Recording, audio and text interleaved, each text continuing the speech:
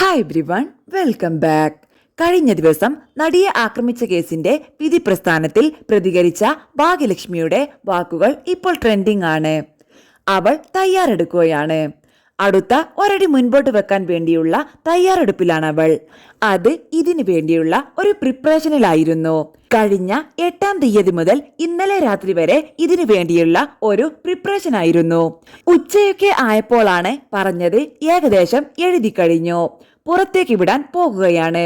ഇത് പലരും വിചാരിക്കുന്നുണ്ട് ഈ വന്ന വിധിയോടുകൂടി അവൾ തളർന്നു, ഇനി അവൾ മുൻപോട്ടില്ല എന്ന്. ഒരിഞ്ച് പോലും അവൾ തളർന്നിട്ടില്ല. അതിശക്തമായി തന്നെ അവൾ മുൻപോട്ട് സഞ്ചരിക്കാൻ തന്നെ തീരുമാനിച്ചിട്ടുണ്ട്.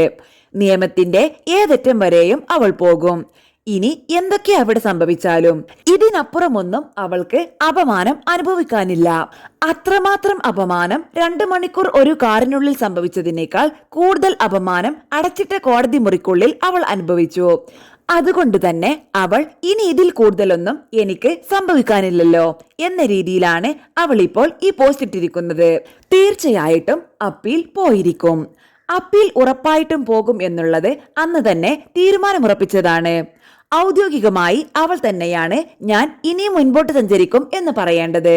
ഞങ്ങൾ എല്ലാവരും ഉള്ളിന്റെ ഉള്ളിൽ സംസാരിക്കുകയൊക്കെ ചെയ്യുന്നുണ്ട്. അതുകൊണ്ട് തീർച്ചയായിട്ടും അപ്പീൽ പോകും.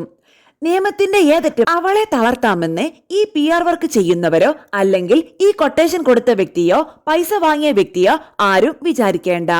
ഏതറ്റം വരെയും പോകും. ഈ പറയുന്ന രീതിയിലുള്ള എല്ലാ ശിക്ഷകളും കിട്ടത്തക്ക രീതിയിൽ തന്നെ നമ്മൾ എല്ലാവരും ശക്തമായി അവളോട് കൂടി നിൽക്കുക എന്നതാണ് നമ്മൾ ചെയ്യേണ്ടത്.